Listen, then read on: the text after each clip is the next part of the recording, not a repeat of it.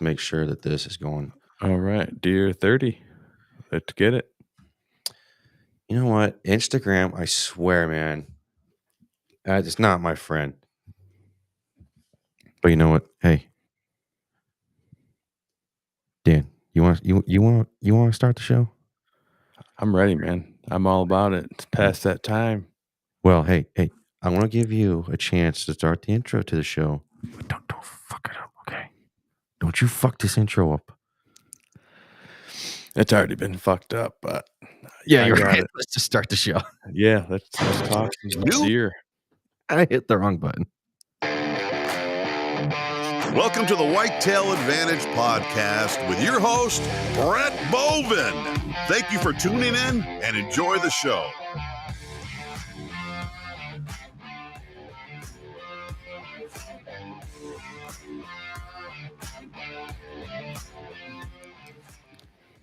You know what? I think I'm actually. So, for everyone that's kind of surprised that we're going live right now, it's kind of a new thing that Dan and I wanted to start. Of we're going to be going live at Dan. Exactly what time do we go live at? Approximately Deer 30. Oh, that's fuck yeah! We're going live at Deer 30, man. Eastern Standard Time. Let's just be clear on that. Yes, we're going to be going live now. Instead of doing just one live show, and then we're going to be doing like other pre-recorded shows, we're going to be doing live shows at Deer 30 on Sunday, Monday, Tuesday, Wednesday, and Thursday. Heck Yeah. yeah. Yeah, I kind of like that idea a little bit better because then we're just going off the dome, man. Yeah, improv is always better. Yeah, that's probably true. We always get sidetracked anyway. Yeah, you got a point. Yeah. But tonight, how was your day, Dan? Did you have a good day? Yeah, not too bad. A little bit Yeah. of work. Work go good? Did you have a good day at work? Yeah. Yeah. I think I'm catching whatever my boys had last week. I'm kind of losing my voice a little bit.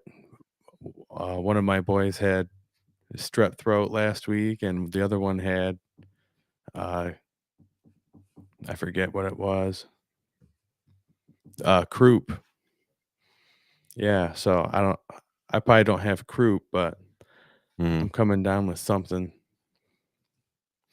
Yeah. But still a good day nonetheless. I felt good enough to work and make a couple bucks. Yeah, it seems like every time my kids get some type of like sickness, somehow I catch it like a week later, 2 weeks later, and I freaking hate it, man. Yeah, it is what it is. We're just building our immune system. Yeah, that's true. I hope it's not COVID. Yeah, no, I don't have a fever. I don't feel bad. I just chugged a couple airborne tabs. I'll be good to go tomorrow. I think we can have our own conversation about COVID on a later date because I know I have my opinions on COVID, just like obviously everyone's going to have their own opinions on COVID. Yeah, It's a hot that's topic. a either way. And actually, because this came to my attention the other day from my wife. Remember how back when they had the election when COVID happened and how like the whole thing was them rigging it for to help get Biden into election? It could appear that way, yeah. Well, yeah, sure, at 3 a.m., man, 3 fucking o'clock in the morning. Yeah, don't. No, I'm not gonna get started with that point. Anyways, my wife was telling me that they are trying that there's this conspiracy theory that they're trying to do this uh avoid the election in November of like how can there be a new president if there was no election to begin with? So supposedly there's going to be like this overthrown. Oh, it was an EMP. She said there's going to be some type of EMP strike that was going to tear the whole nation into a blackout, and there was going to be no election. I mean, pretty much the wildest fantasy is not too far-fetched. I mean, Yeah. there's no telling what could happen. Things got weird last election. I know that. Yeah, that's for sure. But, I mean, it seems like there's big drama going on in Texas right now with the borders not really being enforced. It's Oh, no. causing a bunch of riffraff with the local and against the federal government. Yeah, I've seen there was a lot of stuff going on, and I can't remember what happened, but there's someone was trying to accuse the Texas governor of some border thing. I wish I paid more attention to the news, and I should be more political stuff, but sometimes I just don't get the time to do it, and It's hard to get accurate information. That's the frustrating part to me. well, it's coming off the internet, so I mean, Yeah, it's all biased. well, it's biased, but hey, if it's coming off the internet, it's gotta be fucking true, right? Mhm. Yeah, yeah. But anyways, I'm looking forward to talking tonight, and like we mentioned earlier, we're gonna be with this show. Um, we're breaking the norm basically. I don't want, well, not just me. Dan and I, we want this to go into a whole different direction. We want Whitetail Advantage to kind of be like the breaking ground of a whole new thing into the hunting world. And basically, you know what? We're just going to be doing live shows. And as soon as we figure out freaking Instagram, I don't know what's going on with the Instagram live thing. I thought I figured it out, but apparently not. I still haven't figured it out, and that's pissing me off. But we are still at least going live on YouTube, Facebook, and Twitter for now. And I see some people commenting for right now. We do actually have some exciting news coming up soon about the guy commenting right now. So I'm looking forward to that news going up when the proper equipment comes into play. But we can get more into that. We kind of just figured, you know what, let's just do live shows and let's just have fun with it and go straight out the dome. I thought that was a fun idea, and Dan agreed with me on that. I think we've kind of been talking about it, and you know what? Let's just do it. Let's just stop talking about it, and heck yeah. So tonight, we got a cool guest from Alabama. We're still doing our trip from Alabama. His name is Jabbo Miller. Wait, no, I'm sorry. Did I say that correctly? Jabbo Moore. I'm sorry. We're going to be getting him on the phone here, and we're just going to be talking about some hunting down there in Alabama still. So I'm looking forward to that. He wants to join over the phone. If anyone else that wants to call into the show, we'll try and get you to do that. If you want to join in by video, send us a message. You can send it to me on my phone, so I'll keep it right here. Send it to on our messenger on Facebook, and we can try and get you on, okay? So let's try and get him a phone call. I know we were having some technical difficulties a little while ago, but yeah, the love technology makes everything so much easier. Yeah, I'm just sitting back and letting you do it all. What's new?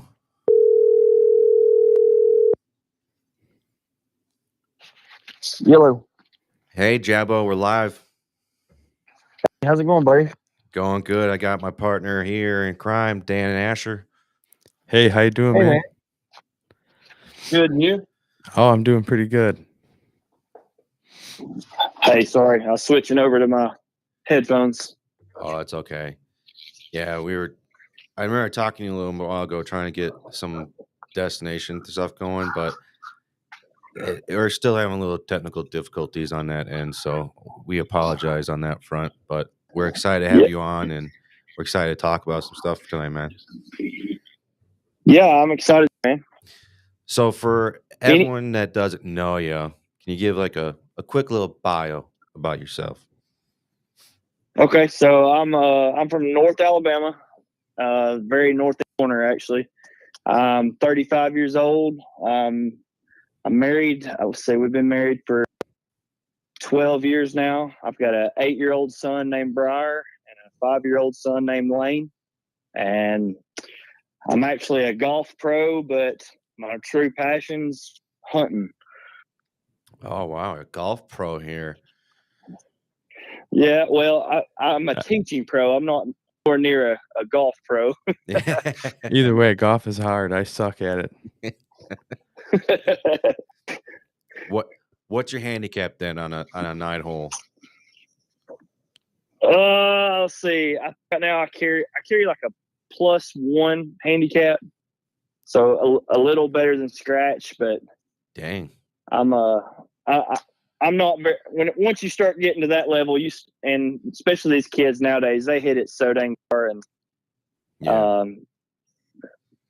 it's truly amazing to watch some of these kids how far they can hit the golf ball. Well, with the technology they have in all this, with the drivers and the golf balls themselves, and just the way that they're just putting so much time and effort into these things, and the way that they're kind of this new day and age of, well, you got to hit it farther to score better. And I believe in that, and I don't believe in that. But yeah, these kids are just out there. They're freaking crushing it, nearly 350 yards on a drive. Yeah, I mean, training like Division I football, baseball players, but they're training to be that for a golfer, and it's insane. Yeah. I do have a question for you since you're a fellow golfer. I've always asked people, would you rather prefer to have a hole-in-one or an albatross? Okay, so me personally, I would rather have a hole-in-one. And I have a funny story about this. So I've never had an albatross until this past summer.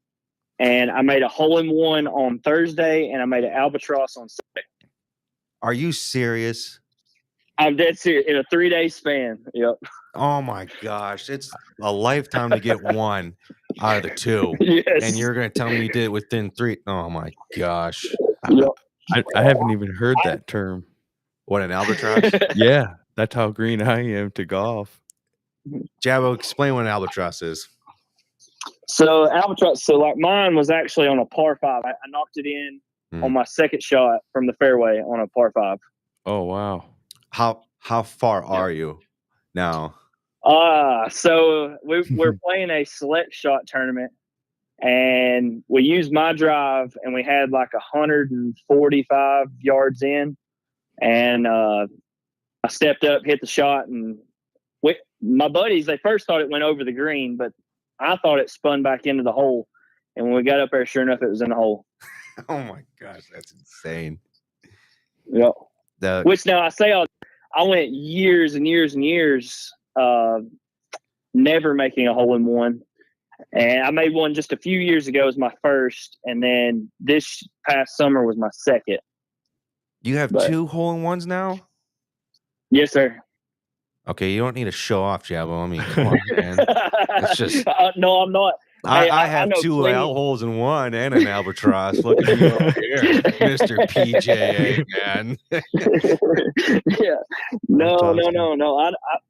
What's funny is like these old men that they'll take their driver on a par 3 and they're just kind of dink it up there. Yeah. And I know several that they've got like, I've got 27 hole-in-ones, or I've had 17 hole-in-ones, and I'm like, well, yeah, because it just rolls up there.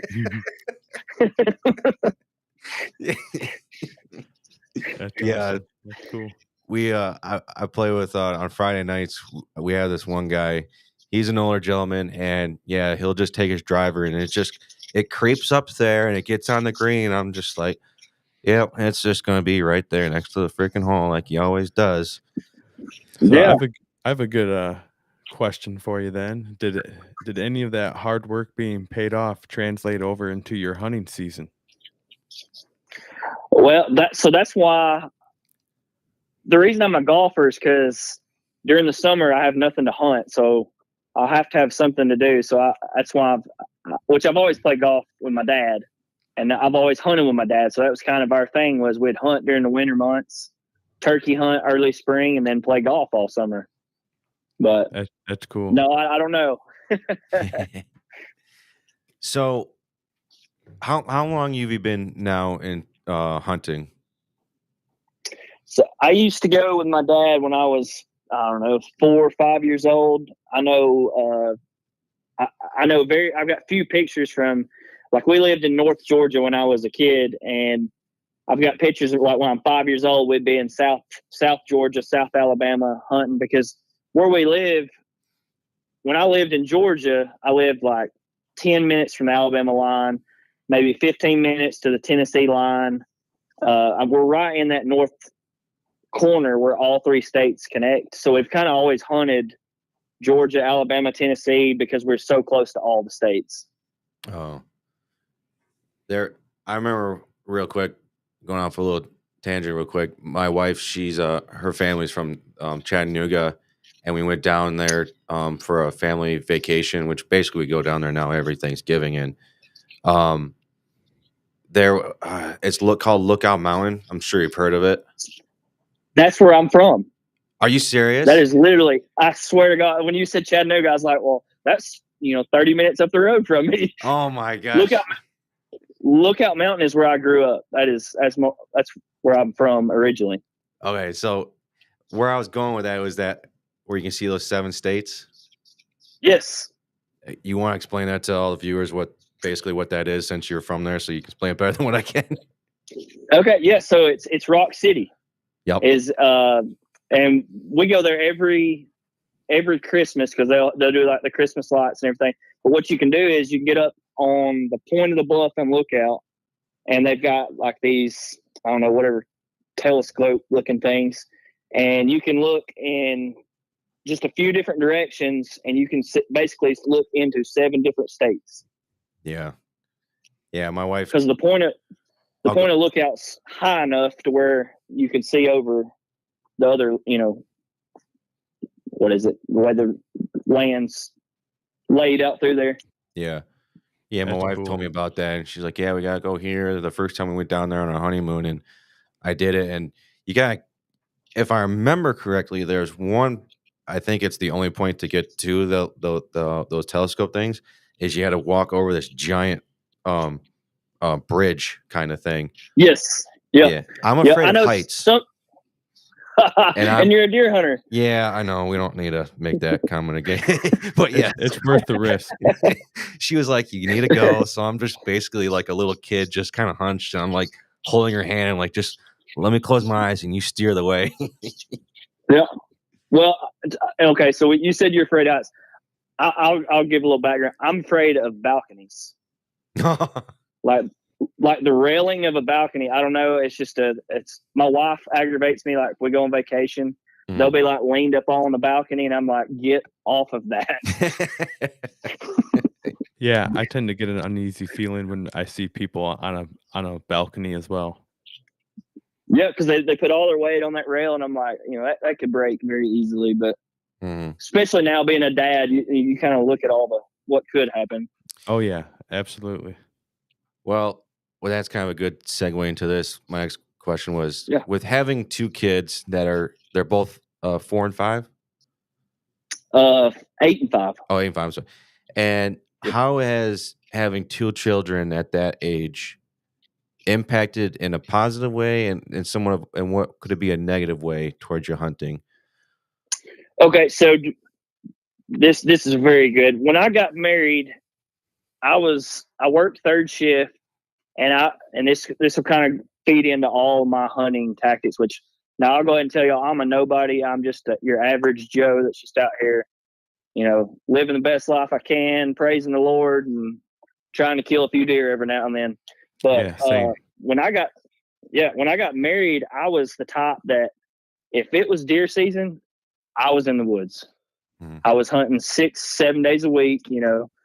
Mostly I didn't hunt Sundays because I'd go to church, but other than that, I was hunting. Well, what I didn't realize is all the pressure I was putting on these spots.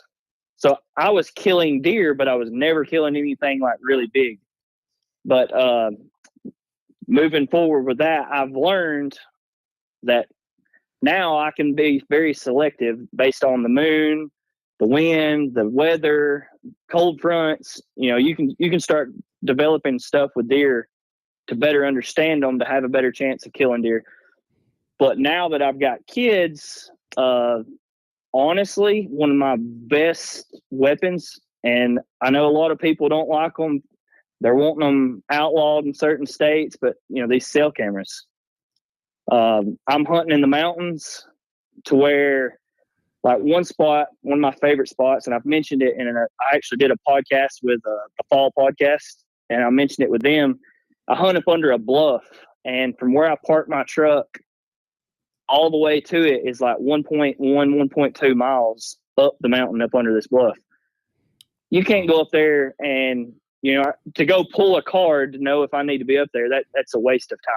Yeah. Mm-hmm. But I can get these solar cell cameras, and I can set them up. I can go in early October and start putting me a mock scrape, or find a couple good trails that are crossing, and I can put these cameras out and I can watch them without even having to go up there to know when these deer are starting to move into that point of the mountain. But what it's helped too is being married with kids.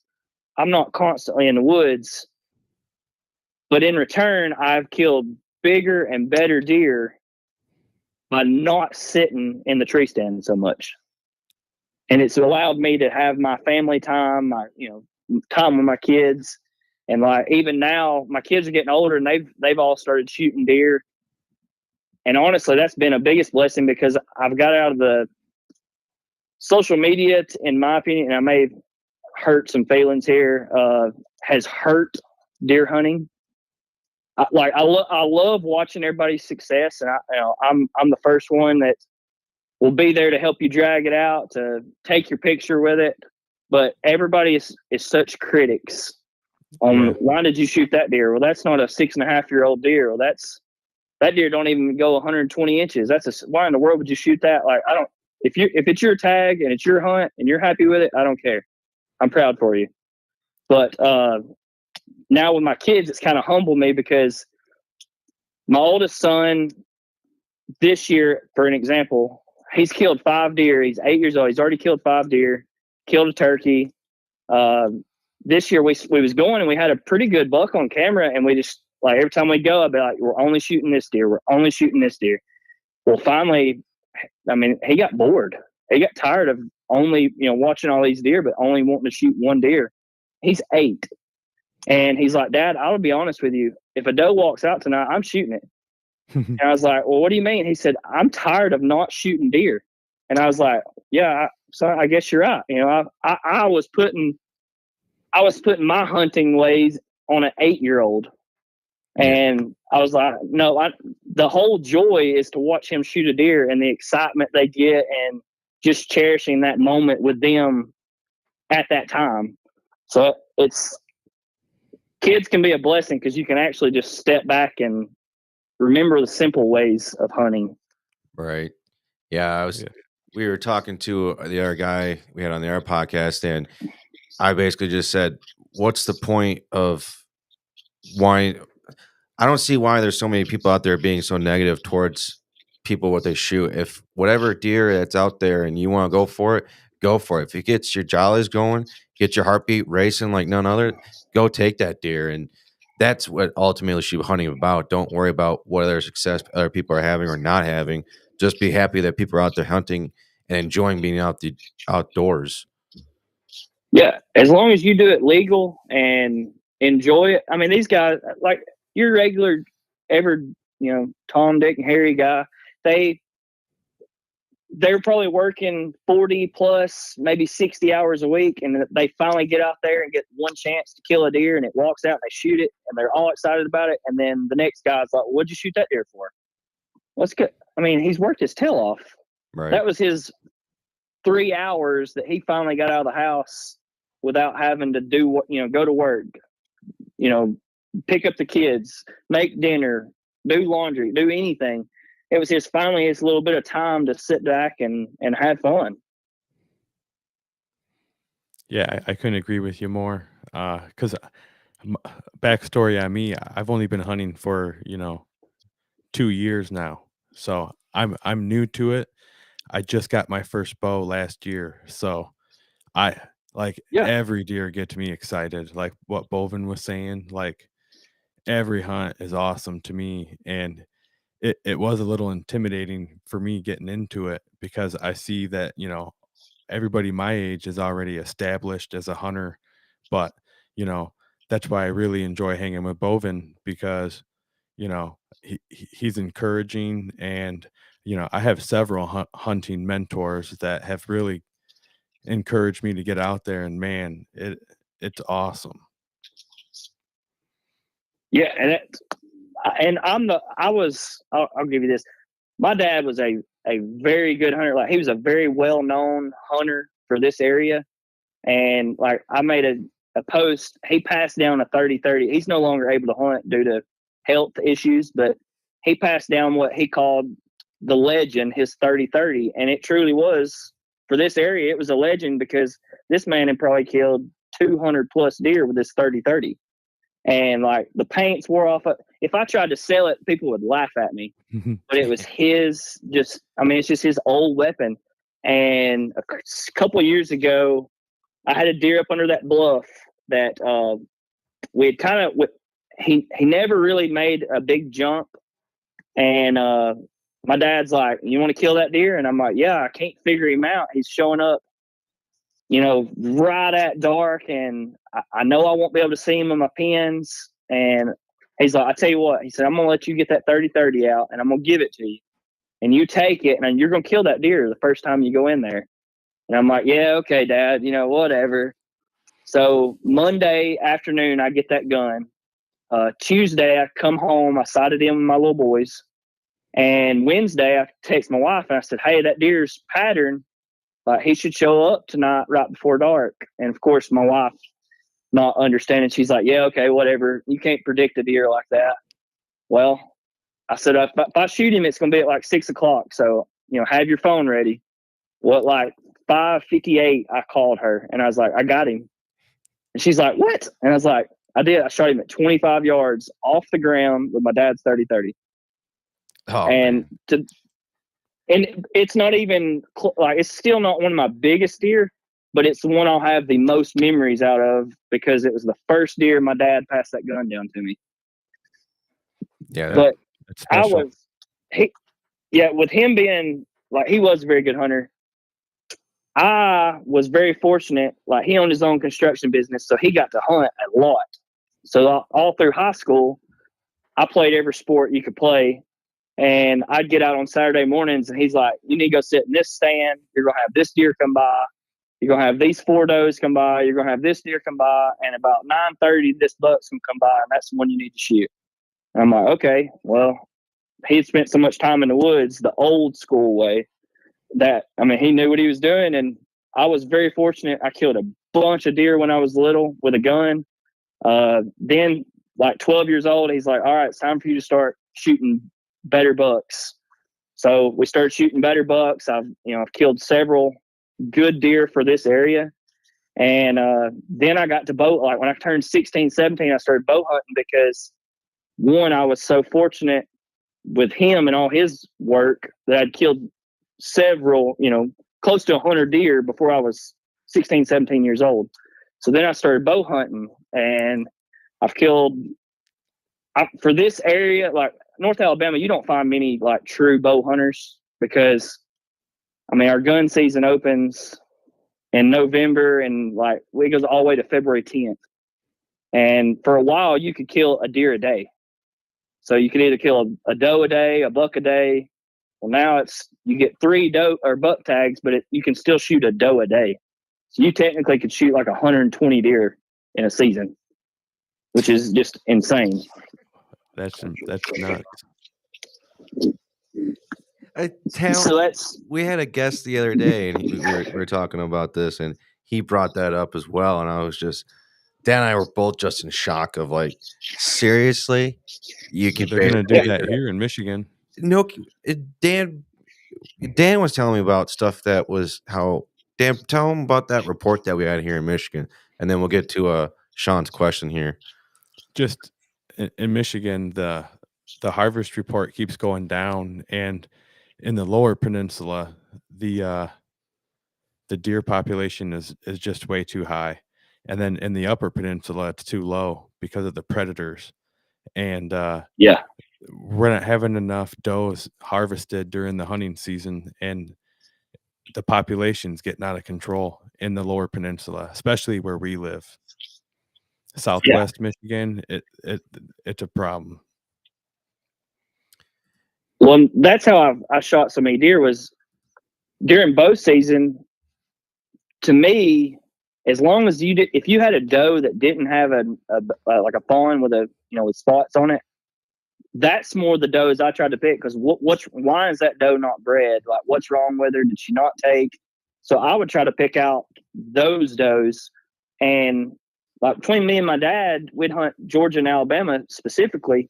We lived off deer meat, so we were shooting 30 plus deer a year. So bow seasons when I got in trouble by the game warden one year. I got checked while sitting at Pizza Hut because I had shot like 7 deer in 7 days, all with my bow. And people were like, small town community. Yeah, they were talking. They're like, this Moore boy, he's done shot 7 deer in 7 days. And I mean, I wasn't gonna lie to them. I did. They were all tagged. I still can't believe that. Like most of your hunting, do you find that you prefer to hunt public land, or did you grow up being fortunate enough to have like a family farm or a lease that you guys had hunting with your dad?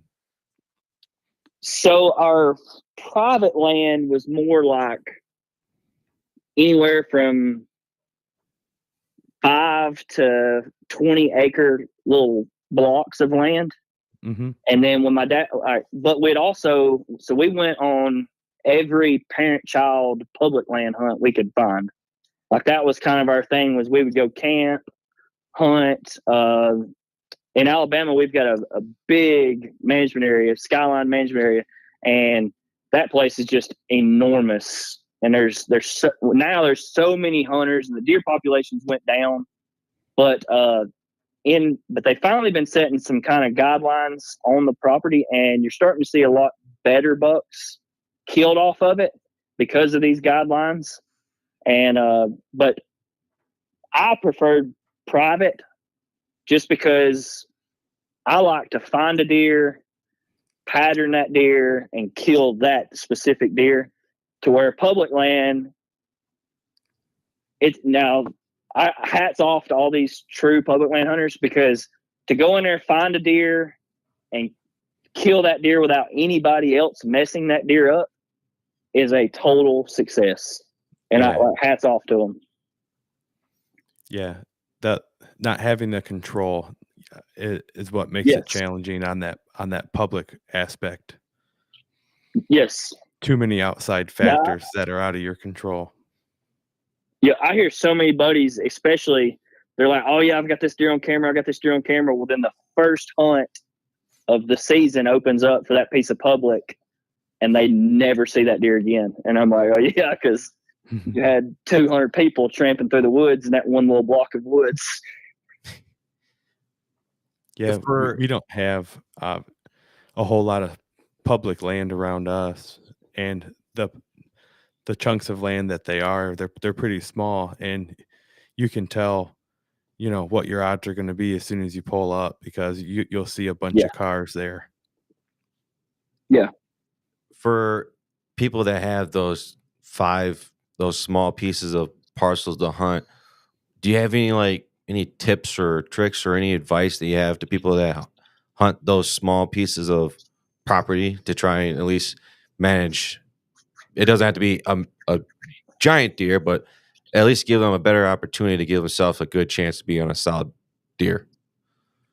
Yeah. So the best thing I learned was, one is get to know your neighbors.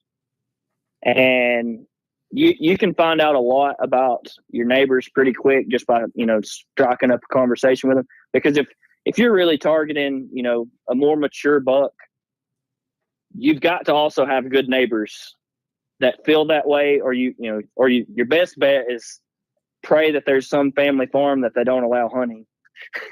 And you're catching the benefits off of that. But no, the best thing is definitely, don't be scared to go knock on the door of the neighbor and, talk it out. Like, hey, I'm trying my best to let these smaller bucks go.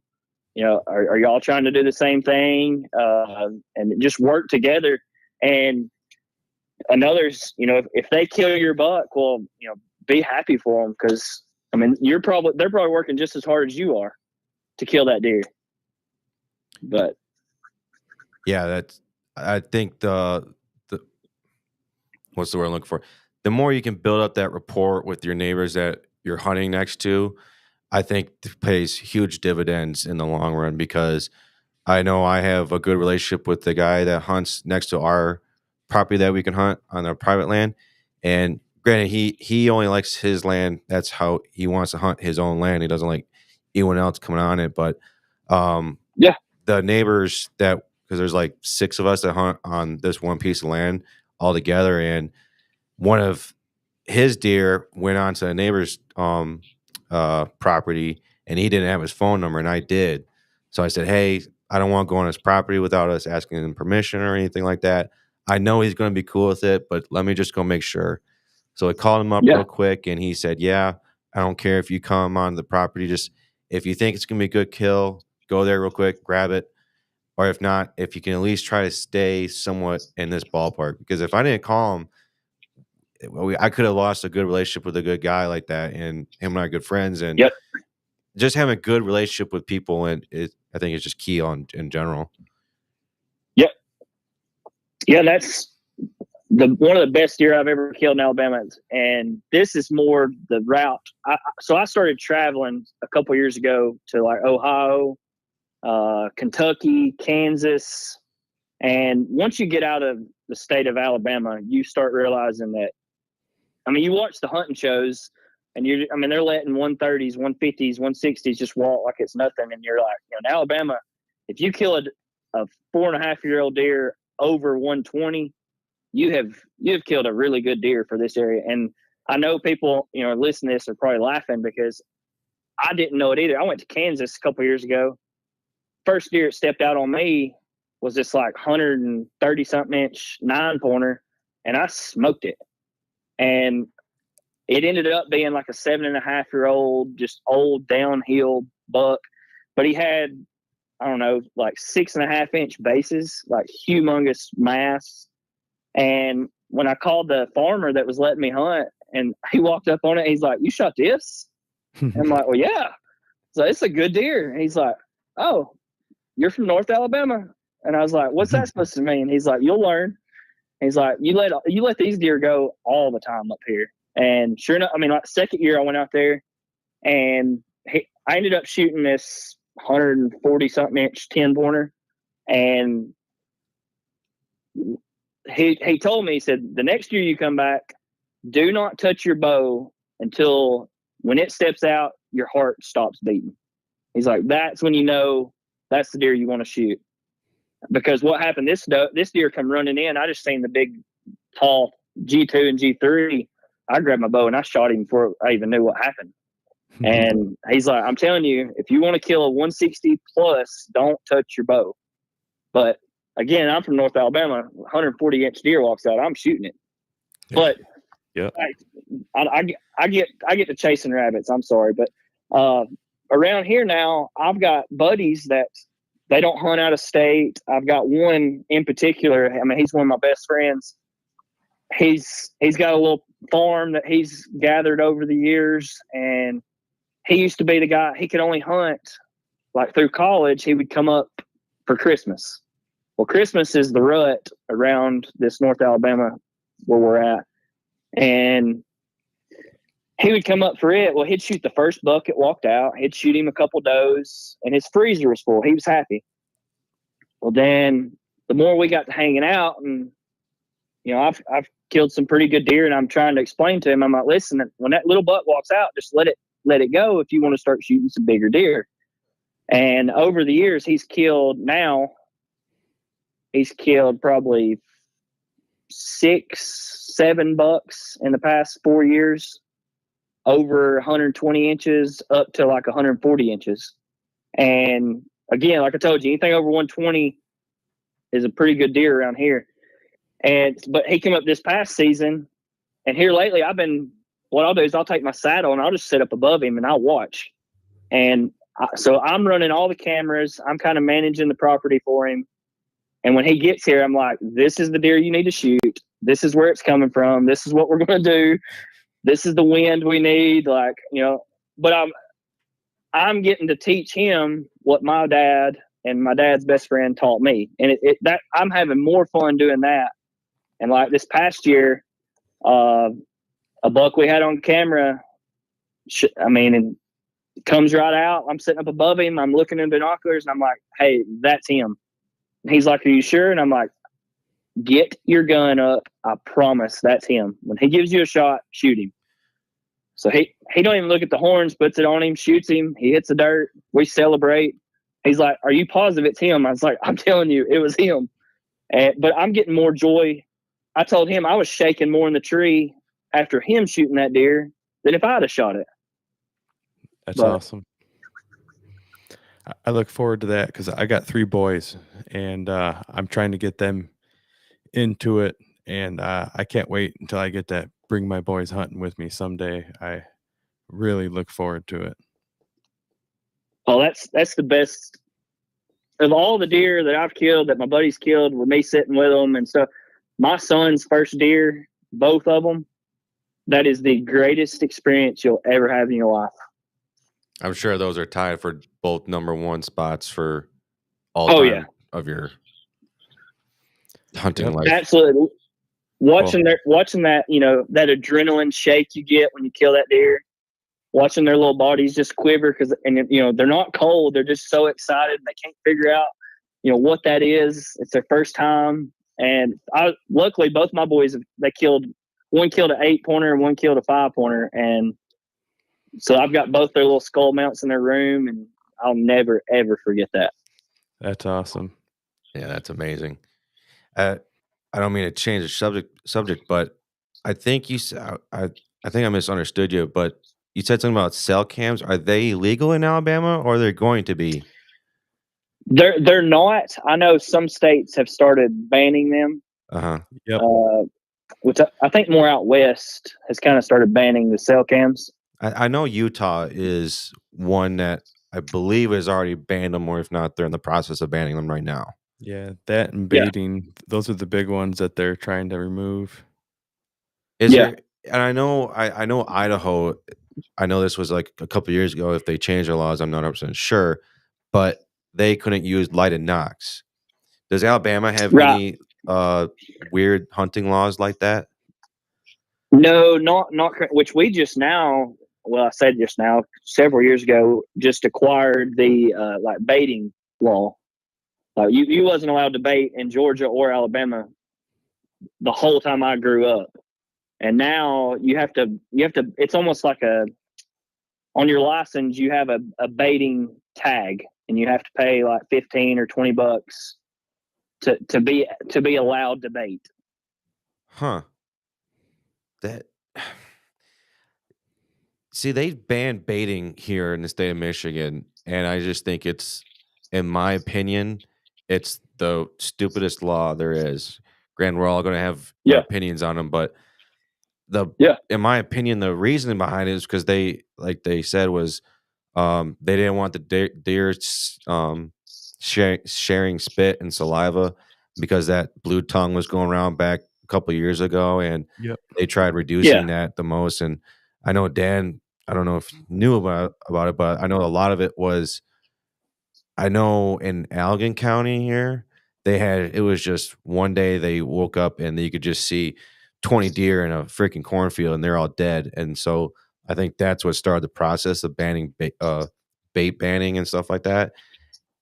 No matter what, you can't stop deer from sharing spit. You try saying that 10 times fast and you get tied.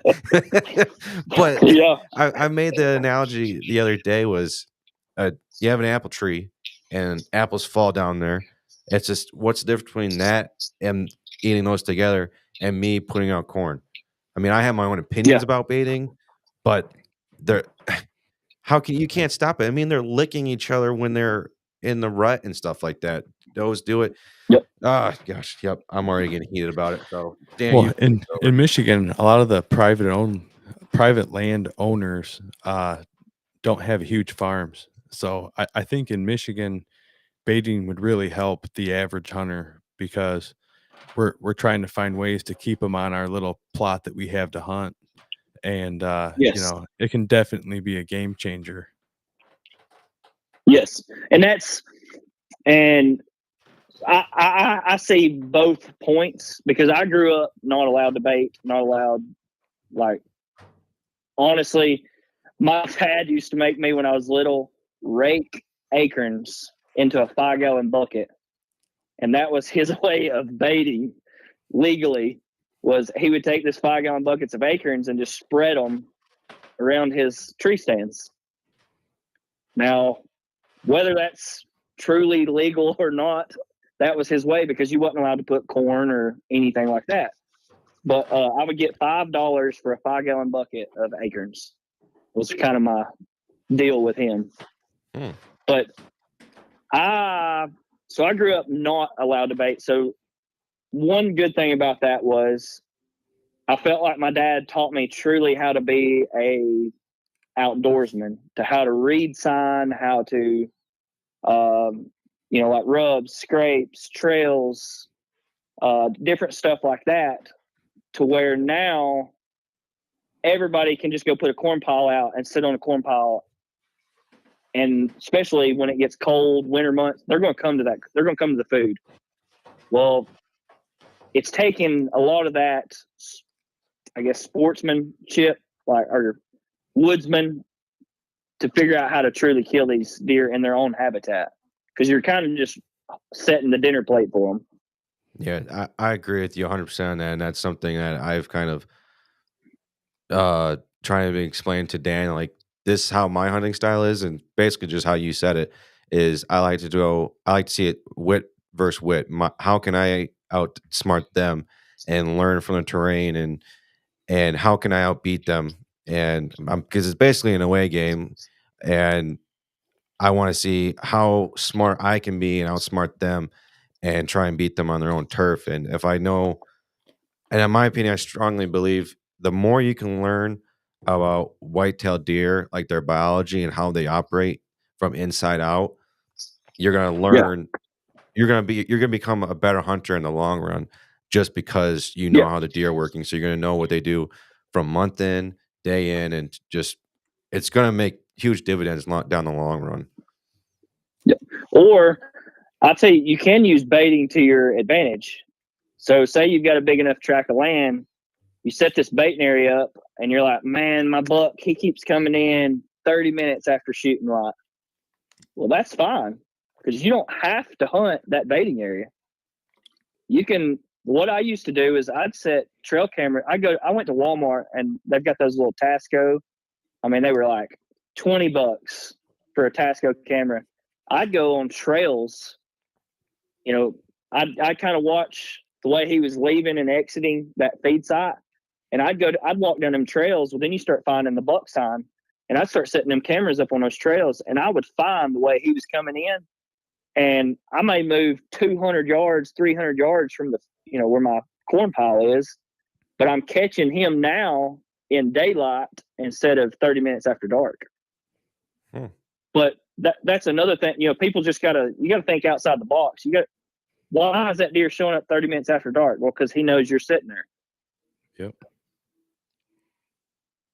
Yeah, I agree with you 100% on that. And I think where's the question I want to ask? How do you combat those type of deer that just seem to be nocturnal? Like, you get trail camera photos of them, and you just can't. Some reason you just cannot get a photo of them in the daylight. So that's like one of my absolute favorite things as a deer hunter is a mock scrape. And if you can, again, I got my corn pile. I know this buck's coming from this way. you may go back so far, set this mock scrape up, and I may not even go back in and try to hunt this deer until I start getting those daylight pictures of him either at that mock scrape or coming out of his bedding area. Then once I get him coming out, okay, now I'm checking my phone. Like, what's the weather? Why did he get on his feet today? What was the wind doing? Why, which direction was it coming from?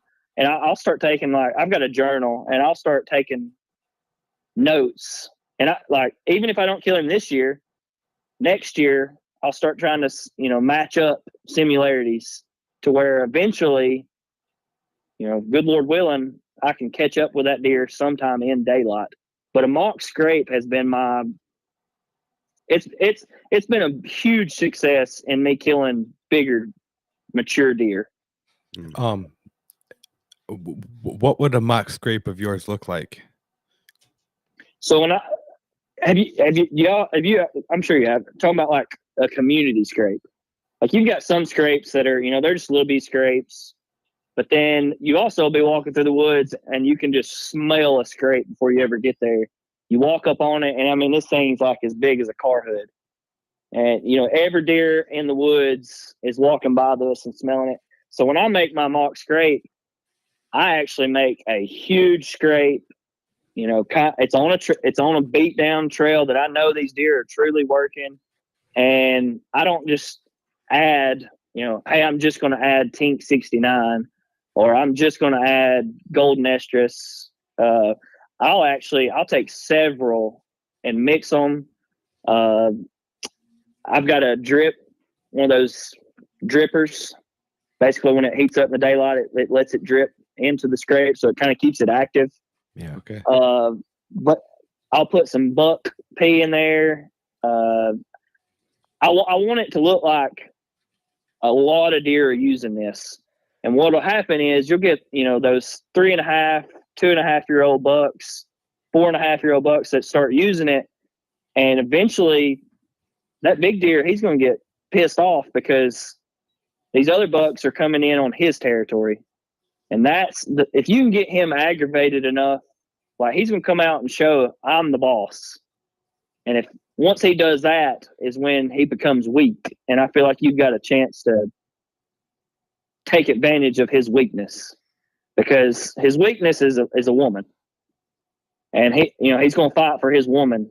And that's when he's not thinking clearly as much as survival mode as he's thinking, what all men think about at times. Yep. I want some of that. Yeah.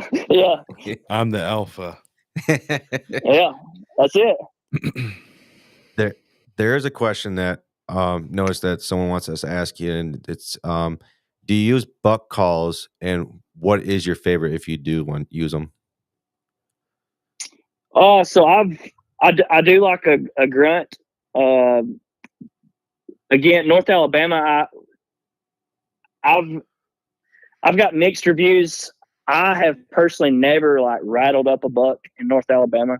They're just not aggressive. There's just not that many mature deer, I guess, per acre, however you want to explain that. Now, when I went to Ohio and Kansas, absolutely, I've got a set of the black racks and the extinguisher call, and just about every deer I've shot out of state, I have called in or called in multiple bucks with the extinguisher and the black rack. I've never even heard of those, to be honest.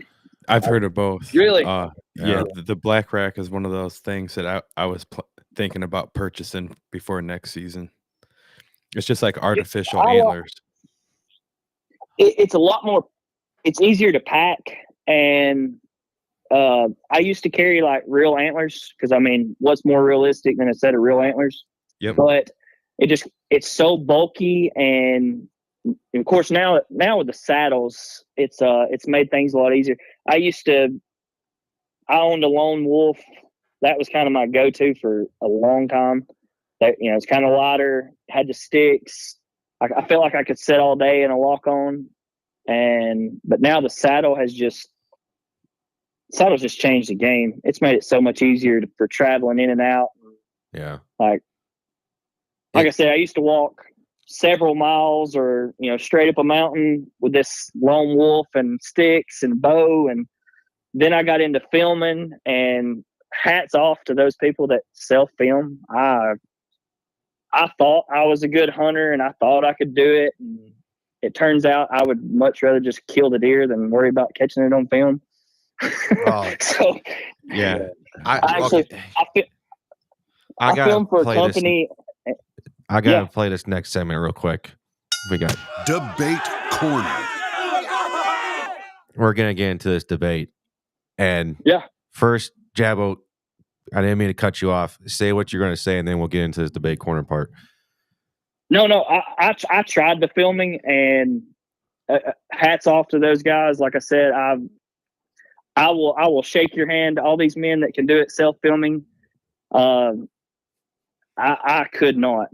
Again, Alabama deer are just so spooky anyway, and they always come out.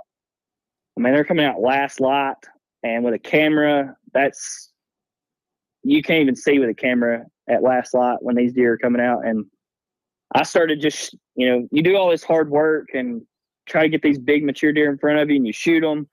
And I was shooting them off film, and my guys were not happy with me. That's why I wanted to start this new segment of Debate Corner, because I was watching this video, and this guy, he had this 200-inch buck, and I think the post when he said it was he didn't shoot it because there was not no, it wasn't because it was enough light. It was because he couldn't get the angle correct. I said, what? You're going to pass on a 200-inch deer? I don't care if you're being sponsored by every major hunting company in the world, and you have to get every shot or this and that, or you can get fired. I'm getting fired because I'm shooting this 200-inch buck, and I don't care if I get it. To pass that up? Are you freaking? Oh my gosh, no. Yeah, it shows that their job is more important than the passion. Yeah, no, I'm taking that deer. That's a deer of a lifetime. Yeah, that was when, and I was mad because I couldn't get no deer. Like I couldn't ever get none of my big deer on camera, like to where I could shoot them in daylight. But then, on camera light, not daylight, but camera light. And one of the guys, like they were getting aggravated, and it wasn't so much that they were getting aggravated. I was aggravated myself because I wasn't disciplined enough. And I mean, that's just the honest truth, is I wasn't disciplined enough to not shoot that deer. Because, I'm working 40 to 60 hours a week. I've got my family. I'm spending my time trying to kill these deer. And just because I can't get it on camera, I can't shoot it. So I was like, nope, and I even said it to them, and I regret saying it now. Like, they're wonderful people. I feel bad but I was like, you're not paying me to get this deer on film. Like, I'm shooting this deer. I agree with you. But, I mean, they were trying to start a business, and I support them now. I like all their stuff. One of my buddies is still filming for them. Well, a couple of them are still filming for them. And, I will do anything for them. I've went hunting with them outside of, after all this, but I just couldn't do it. And I told him, I went back later on. I was like, man, I'm so sorry. I couldn't do that. I'm just a killer. I guess you would say. I didn't care about that camera at the time. Yeah. I mean, at that point, your heart is eventually just take over you. And nothing else is thinking. And it's just, oh, giant buck, I'm taking it. And, I was supposed to do this. I didn't realize I was supposed to blink. I mean, at that point, that you see a giant buck of that caliber or anything that gets your heart beating. For me, so there's a lot of times where I've seen bucks that are like, they'll maybe score like 100, 110. And my heart gets beating like it's the first time I've ever seen a buck. And it's like, holy crap, I'm seeing a deer and I just want to take it. And I forget everything else. And my sole focus is basically, I want this deer. I'm going to take it. Yeah, the first one that I messed up on as far as filming. Like I started the season good. I killed several does on camera. I killed a 120 something, like 120-inch 8-pointer opening weekend of Alabama bow season. Got it all on film. Like I was doing good. Well, then I went to Kansas, and these two bucks ran across what they call a river out there is like a creek where I'm from. But they ran on the other side of this river. Well, I turn the cameras on. I grunt. I rattle. I turn around. I'm kind of explaining what's going on, and I hear something, and here's that buck walking out. Well, I reach up and hit what I thought was the record button. Well, what I done is I turned the camera off. It was already recording. I grab my bow. I shoot this deer. I turn back around. I'm celebrating. I'm all excited. But the only camera that was pointing at the deer is the one I turned off. Oh. So I got everything but the actual kill shot. Like I've even got the deer starting to walk in to frame, and then it just goes black because I hit the record button, which turned it back off. I'm sorry. I don't mean to laugh, but no, I mean it is what it is. Yeah, right. I mean, like I feel like getting a deer is hard itself. Like so many things have to fall into place, and you have to check all the boxes. And I feel like when you're doing a film, that list of things that have to fall into place is like doubled or tripled now. Yeah. So I mean, they even talk. They're like, don't worry about all the pre-roll because we can go back and get pre-roll and post-roll and all this. But when you're self-filming, it's kind of hard to do pre-roll, post-roll. So I was trying to just do it all as it happened. And like I said, to those guys that do it successfully at year in, year out, especially if you do it in the southern states where, you don't get that many opportunities as it is. Hats off to you. I'll shake your hand. You're a better man than me. Yeah. Well, Jabbo, we're getting a kind of like that hour mark, and kind of don't like to get past the hour mark. At least we try not to. Yeah. I want to end it out on this segment real quick. Oh, wow. Oh, guilty pleasures. Oh, yeah. What is a guilty pleasure of yours while you're out there hunting? I don't know. Like, I can give example. What do you mean? I can give you an example. Like for me, one of my guilty pleasures when I go out there hunting is when I get my stand. Sometimes I like to I have solitary or that card game. Okay. I like to sit there and I'll just kind of play that for like 5-10 minutes. Yeah. So it's not like that. One, I'll probably scroll through, Instagram or Facebook, just kind of see if my buddies or anybody's having any luck or had any luck.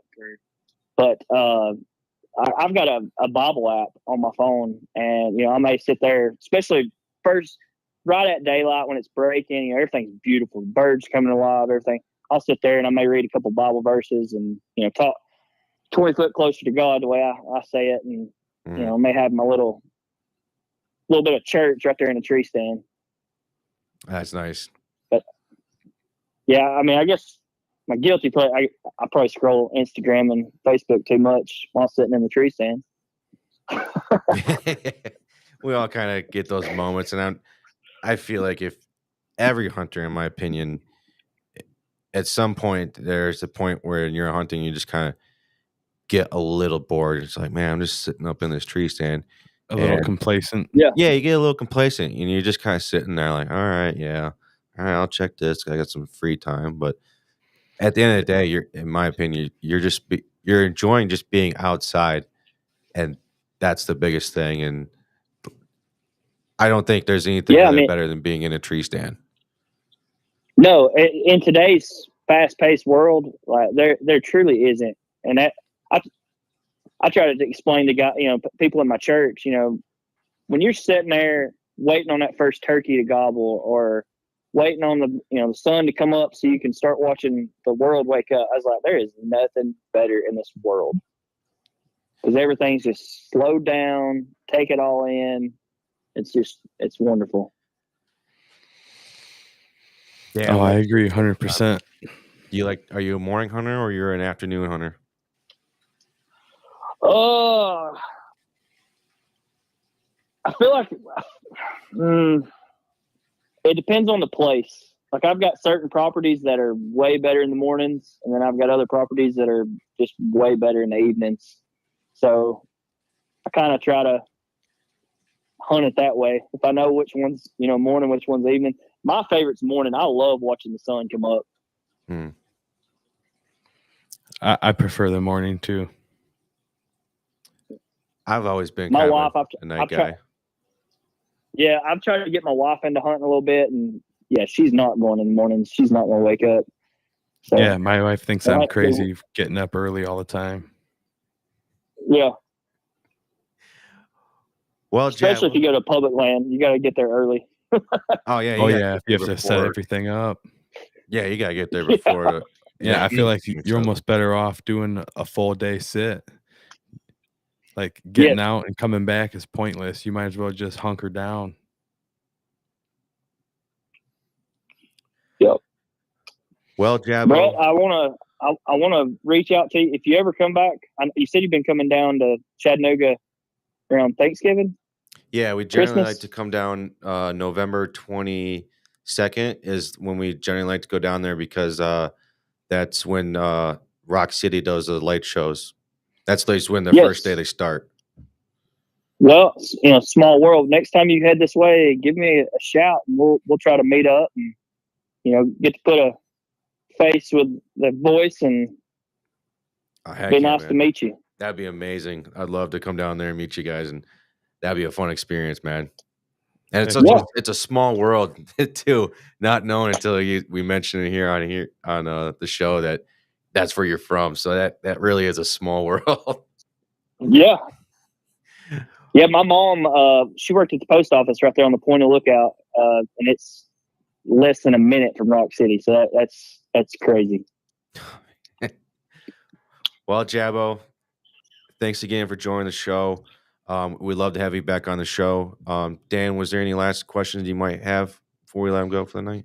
Not really. I just wanted to state that I enjoyed getting to chat with you. I really, really look forward to that day when I get to see my boys get their first deer. That was my favorite part of the talk tonight. So best of luck to you, man, and hopefully you keep getting all those hole-in-ones out on the golf course as well.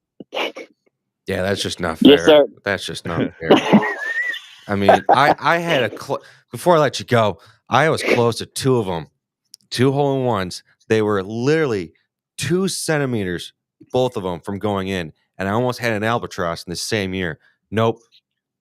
But he can get 2 hole-in-ones and an albatross. Whatever, Jabbo. Your time will come, I promise.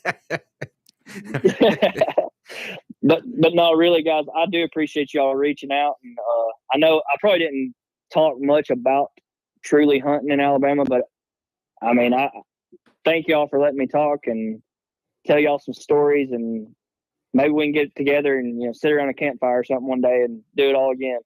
Oh, No, I'd be I know down for Dan and I that. would both love that, man. Well, again, thank y'all very much. I appreciate it. Yep. All right. Take care, man. Have a good night. See y'all. What a great guy. Everybody from the South is a lot nicer than us Yankees up here. No kidding, man. I mean, I'm a nice guy, but I feel like anytime I've gone down south, it just seems like the average Joe is a lot nicer than where we're from. Yeah, it seems like everyone down there is willing to give their shirt off their back for you, but up here it's like, why'd you even look in my direction? How dare you? Well, I mean, every time I've been down to Alabama and like the Tennessee area, it's awesome down there. Like, if I lived down there, I'd probably be in a better mood too. It's just, I like it down there. That's cool, man. Hopefully you guys link up. Yeah, that was cool to find out that that's where he grew up and he's right down the road. And yeah, dude, I loved the atmosphere that was down there in Chattanooga. It was amazing. And I strongly still want to move down there. Yeah, we're gonna be going down to Alabama around Christmas time, Yeah. but down like right near the Florida Georgia line, like Alabama, like down Orange Beach area. hmm I do want to make this statement real quick because I misinterpreted when we first started the show. And actually, there's a funny comment in here that I want to read as well. Um, when we were talking about how my wife was telling me about stuff, how they're trying to rig the election again, she, Mhm. it was me that said EMPs, so that was my fault. I misspoke on that, and I was, so I thought like, you know what, she was kind of like saying some stuff, and then I was like, bam, EMPs, because that was like the first thing that came to mind of them trying to take us out, because I knew that was this big topic going around was EMP strikes and stuff like that, and they were like really trying to get it going. So just to clear there, yes, that was my fault. I apologize. Nobody gives a shit. I misspoke. Uh, we were talking earlier about guilty pleasures, okay? And Cody in here writes Mountain Dew and a steak burrito from Taco Bell. That just, first off, before I read any further, that just sounds like a recipe for disaster. Yeah, And you it looks like you're setting yourself up for failure. it's like you're going straight out in the woods and you're going to come right back in. And you can use the bottle. You can read the rest of the comment. Use a bottle for piss and the wrapper for shit paper. That's awesome. They know. I don't know why I find that so funny, man.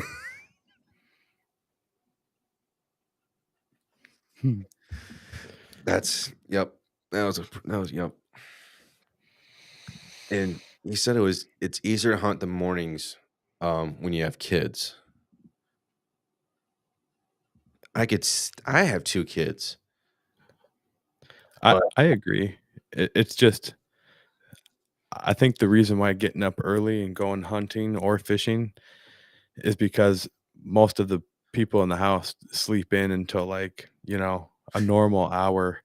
And if we get up and we slip out for a few hours early before the sun gets up, it doesn't seem like that we're missing out on much. Right. By the time we get home, the family's only been up for a little bit.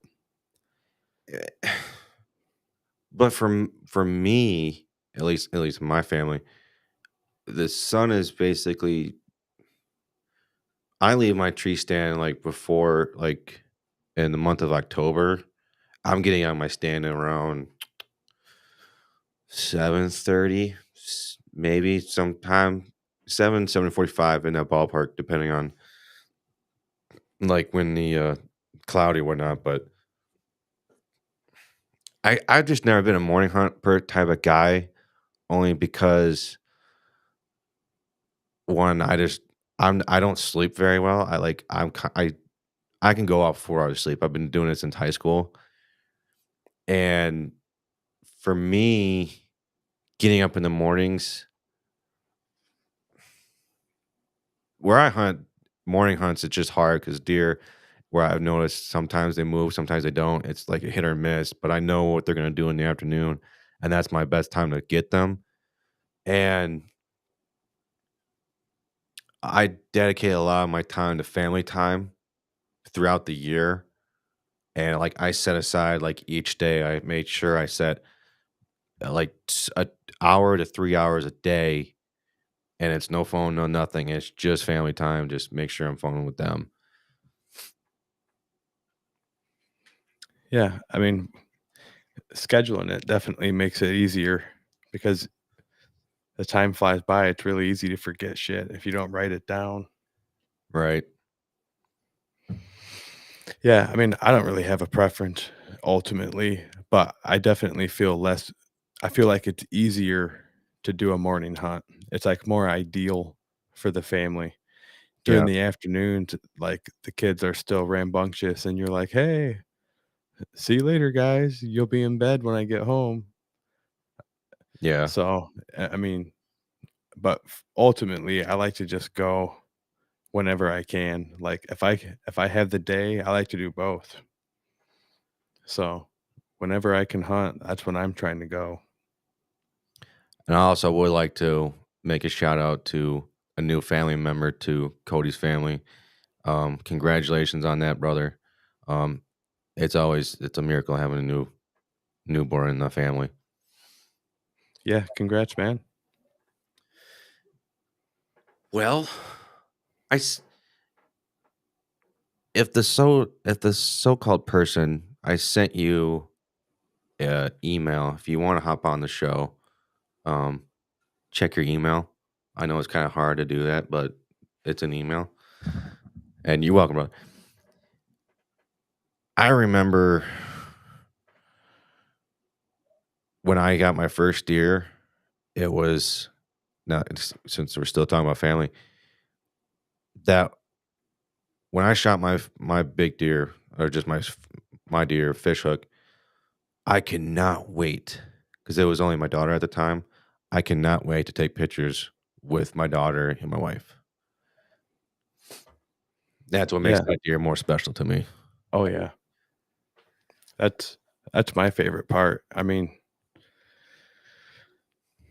I was able to have my kids come out for my deer that I shot this year for the first time, and my boys like went up and hugged the dead bloody ass deer, and he had ticks on him, and but the kids were not like they were all about it, and Yeah, it was cool. I do want to get him on this show. So let me see if I can.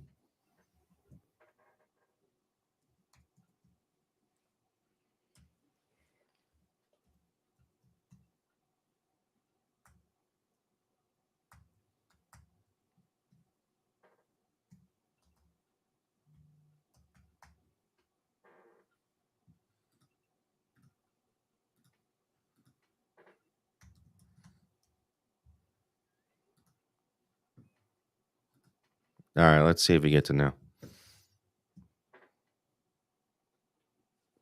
He did.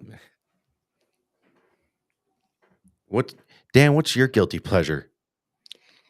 Ah, Did you say it or did I just not hear no, it? I didn't really chime in because I couldn't really think of much. I think because I'm so new to hunting, I'm so damn I overanalyze everything that I fucking go up there paranoid, and I don't really mess with my phone or nothing. Yeah. I pretty much just try to sit there and be dead until I need to come alive. Huh. But I'm sure I'll develop a bad habit eventually.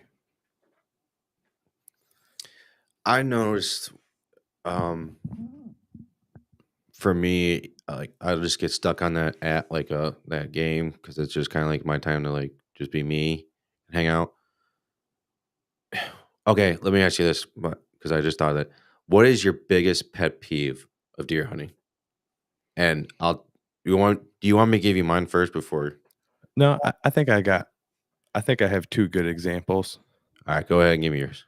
Um, one of them, I would say, fucking squirrels. So that's one of them, and then the other one is, I would say when people appear to not respect how serious I take my time in the woods. So, like, if people know I'm hunting and they're blowing up my phone, that's a pet peeve usually, uh, because I don't like hearing my phone vibrating. I don't like feeling it because it makes me feel obligated to check it, or Yeah. it makes me think that there might be an emergency. And then when I see that that's not what it is, it's like, damn it. Like, let me get back to hunting. So I would say those are my 2 big ones. Yeah, I'd agree with you on that. And yeah, my biggest pet peeve is the freaking squirrels. Oh, it It is? it's so annoying. You'll just sit there. And to me, it's the fatter squirrels that think, because it's like you can be dead silent, and I could think it's a deer, and then so I'll do one of these numbers. I won't move, and I hear it coming from behind me. You'll just hear that. Ch, ch.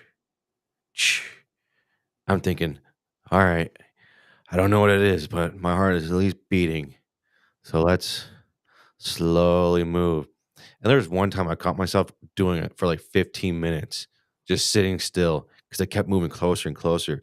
And I kept trying to like slowly move my head like this. And next thing I know, I look over and I see a squirrel just fucking looking up right at me with a nut, eating it. And I'm like, you motherfucker, you just wasted 15 minutes of my good life on nothing.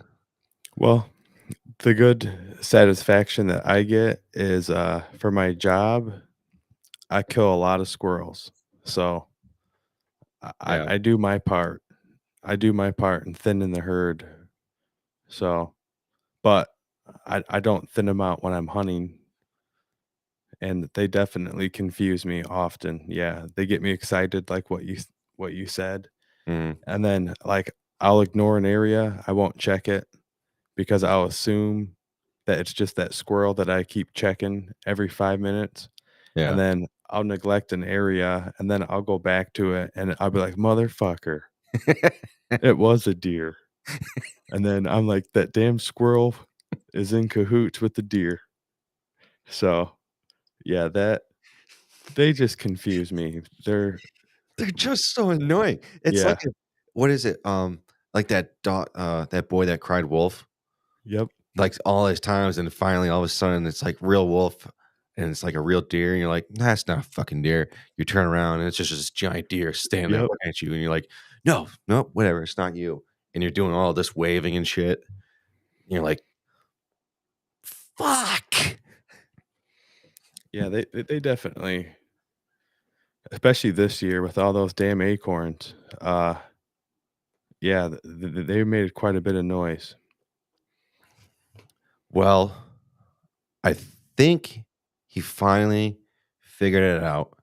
He finally figured out technology. He finally figured out how to use his phone. Let's pop in Sean. Hey, How's it Sean. going? Hey, Hey, how's what's it up, man? going? What's up? Yeah, I How's can it going? hear. Oh, it's going. How about you? Oh, we're just living the life, just recording a show and having some fun on here talking. We had a great saw you commenting. We had Jabbo on. Man, I don't know if you saw, but this dude had, before we get into the hunting part of it, 2 hole-in-ones and a albatross. I was shocked by that. I was shocked. That's just freaking I can't, I don't know. I believe him. I'd like to add. Well, He sounds legit. I believe him. That's not it. It's just like, are you freaking kidding me? I can't get one, and this dude's over here getting albatrosses and hole in ones like it's taking candy from a freaking baby, man. That's just, and I've been golfing for, well, not that long, but yes, it's. But I did forget to say, if I had to pick a hole in one or an albatross, I would take an albatross over a hole in one, because an albatross, that's just hard to get, because you generally are going to be. For me, when I was close to my albatross, I was around 235 out. And the times I almost had my hole in ones, I was like 150 or in. Yeah. My biggest thing is I like to stay on the green. I like to hit it to the left way too much. I've only golfed one time ever, and Yeah. that I did the Proxmire golf outing last year, and it was cool. But most sports that I do, I'm pretty good, or at least like decent. But dude, I am god awful at golf. Like it was horrible. It was just I would go out there and go through the motions. And I'm glad that the dudes I was with were not competitive, because I definitely was dragging everybody down. Yeah. The most important thing out there with golfing, at least in my opinion, is just being out there to go out and have fun, enjoy it. And We're drink. not- Don't forget about beer. Yeah, we can't forget about the drinking. That's part pretty of it. much what I did. I just drank the whole time. Usually a lot of people will drink and then they'll forget that they're getting drunk and they're like, what did I come out here for? There's actually this golf game.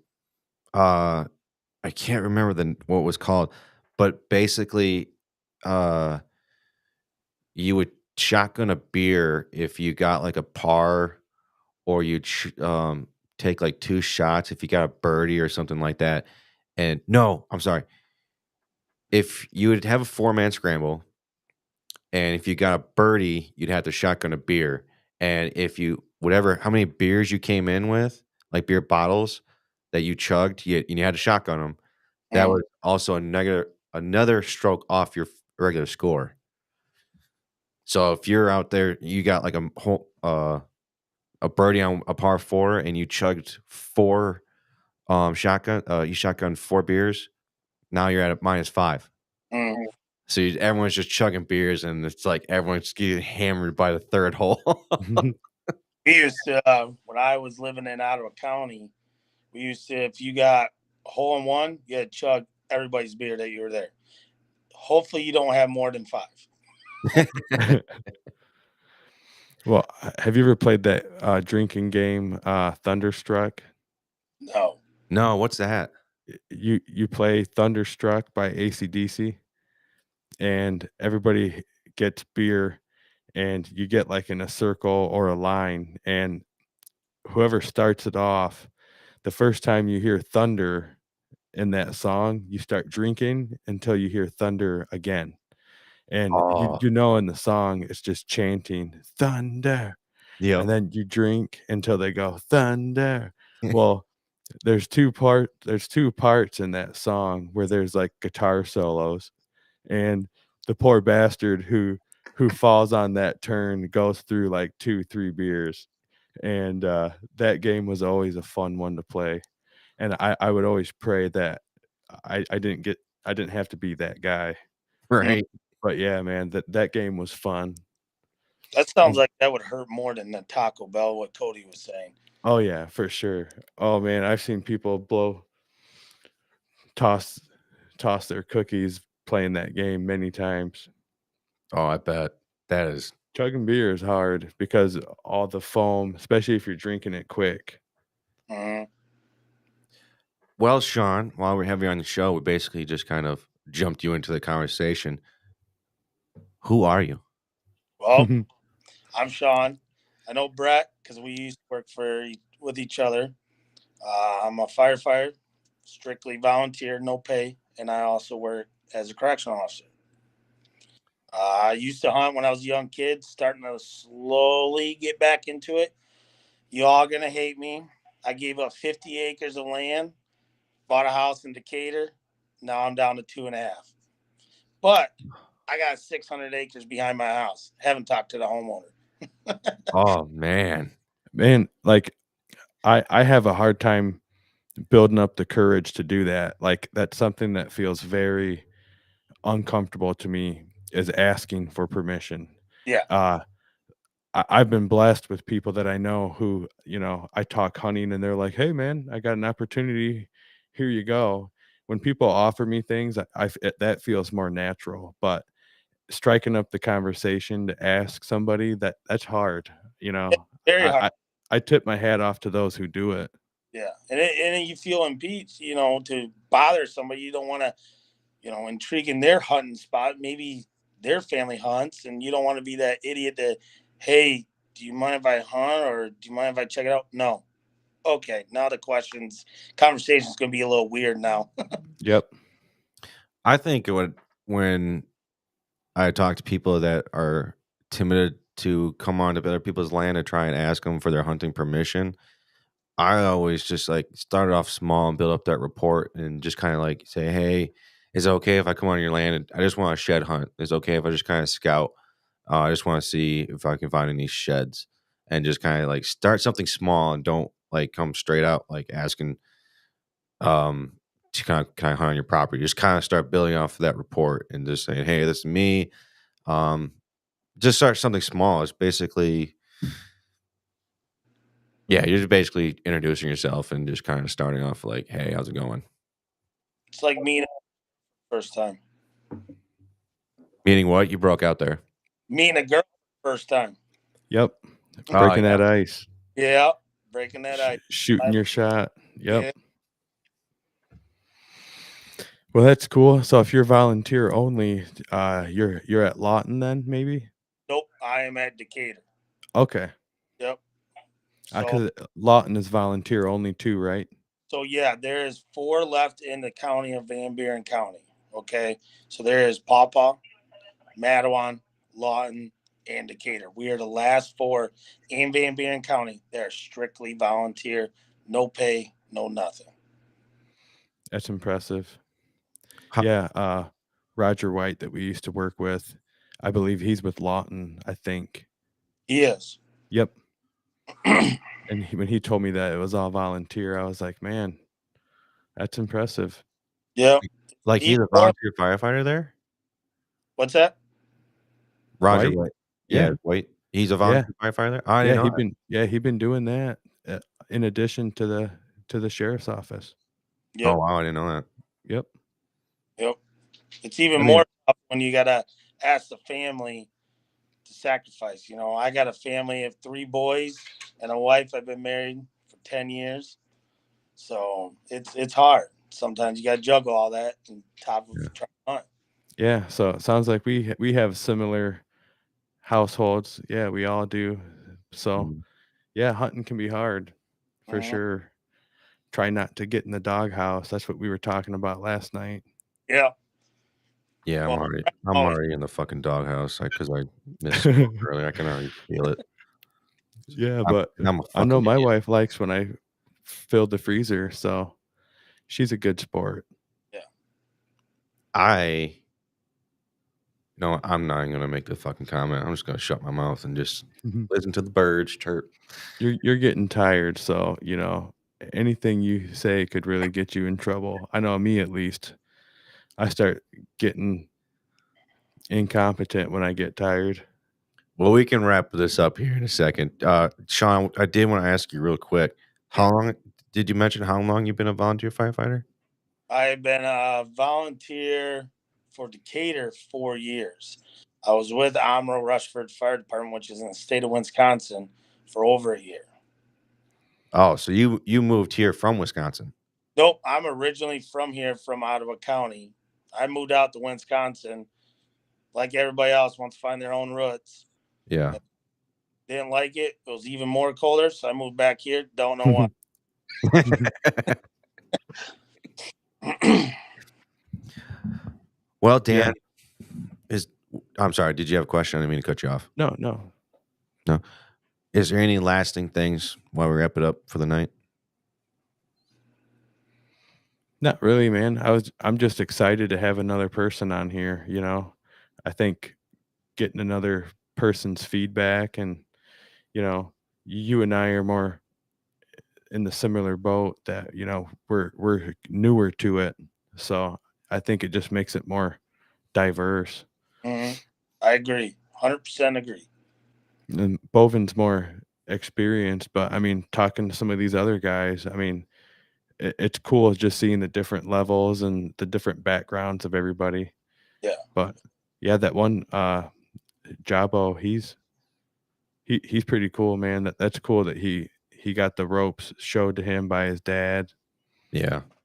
So did you. I didn't have that, but I'm gonna do that with my kids. So, Yeah. as long as you can pass it on to somebody, I feel like that's all that matters. Yeah, that's What about you? Like, what was your exposure into hunting? So my exposure, I grew up without a dad. I was more around my grandfather and my uncles. So they kind of taught me the ropes. I learned the old style way where 20 gauge shotgun Remington. No, there's no such thing as bow hunters. Can't climb a tree. You sit out there, you're quiet. And maybe my grandfather never knew I was chewing out there until he found my chew cam, maybe. Don't know. Mhm. No, I guess that can be a guilty pleasure. I have thrown a chaw bone in the tree stand, and Yeah. when I do it, I'm like, man, this could backfire on me, but I've done it before. So I guess that could be a guilty pleasure. I know you guys are trying to wrap it up. My first time when I was trying to hunt, I was a little bit, well, it wasn't my first, but by myself, 17, put a dip in, looked up, didn't see anything. All right, went down the spit, got bored with it. A couple hours go by, put another 2 in. All of a sudden, some brown walked by me. I'm like, mother, what the fuck? I would have just spit right on myself, or I would have gutted it. Yeah, got it. That's why I bring the pouches out there. Like when I do bring them, I try to do it at like a calculated time. It's usually like right when I get out there. And yeah, I mean, if I have to get rid of them, I just discard them. But I mean, the fucking deer I killed this year, he was dumb. He came right down to my tree and licked up my chew spit and took a little nap like 20 yards from my tree stand. He was hanging around me for like the last hour before I shot him. He just kept coming back. And that's not considered baiting. Remember that. That's Yeah. not. No. Yeah. It was just a little wintergreen. And remember, if DNR comes out, you're just feeding the squirrels. That's it. Yep. Exactly. I've Yeah. actually been trying to quit dipping. I've actually been dipping a Smoky Mountain. It's just no nicotine, no tobacco, nothing in it. Just And like coffee grounds. kind of like what DP had, but it's, in my opinion, it's a little better. But yeah, I think at this point, I just like that oral fixation. Now I got to that point of, Yeah, that placebo effect of just the ritual of putting Yeah. something in your lip. I've just gotten to that point, and I can't do it. I've tried quitting. I mean, I've quit off and on several times, but I tell you, the hardest thing to kick it is when I'm driving. Like when I'm in a car, I want to throw one in, and I drive around all fucking day. Yep. Like Oh. I drive in, I do a job. Sometimes my jobs will be, like in a vacant house or like on the exterior of a house, just spraying for bugs. I'll throw one in that time. So that's what makes it hard. And being in law enforcement, good luck trying to quit. Yep. No shit. Especially when you put a dip in and someone keeps emailing you stupid stuff all the time. Yep. Yep. Who would do such a thing like that? Oh, I don't know who would do such a thing. No, man. Every time I quit, I would relapse at work because as soon as you put all the fires out and everybody is secure, everybody's like, "Hey, let's go throw a chaw in."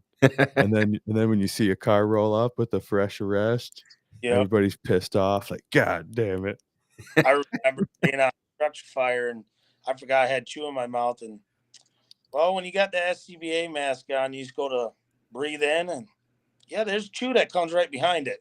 Oh yeah. Oh man, that's Yeah. I always told myself if I ever truly had to gut it, that would be the last time. I like that's all it would take for me to quit it for good. Yeah. But luckily I never had to. I've seen other people. That was one of my favorite things back in the day at parties, just strategically placing my spitters around and waiting for a drunk girl to pick it up. That was just legendary. you asshole. Hey man, free entertainment. Or you're That's her fault. on accident because you're popping. It's me giving awareness and teaching these young girls to check to make sure that there's not a roofie in it. Right. Yeah, I mean, all I did was just you spread awareness. Yep. Spread COVID. Don't forget. Yep. Yeah. Well, it was before COVID ever was a thing. Yeah. Yeah. On that weird comment, let's just end the show. What? Nope, not football frenzy. My bad. Let's just end the show.